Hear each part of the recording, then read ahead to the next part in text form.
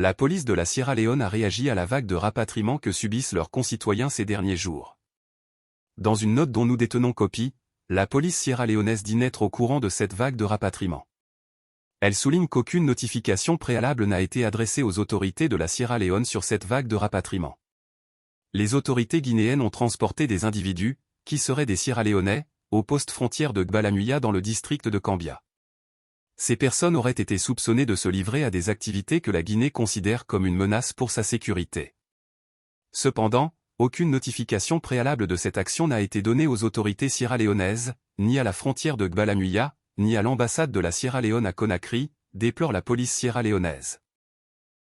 Refusant l'entrée des rapatriés sur leur territoire, la police sierra-léonaise a invité les autorités guinéennes à procéder par la voie établie en la matière. Les autorités frontalières sierra-léonaises, incertaines de la nationalité des individus, ont refusé l'entrée et ont demandé à la Guinée de suivre les protocoles établis pour le rapatriement des ressortissants étrangers. Cela a conduit à une brève confrontation le mercredi 11 décembre, au cours de laquelle la frontière a été temporairement fermée, dit la note.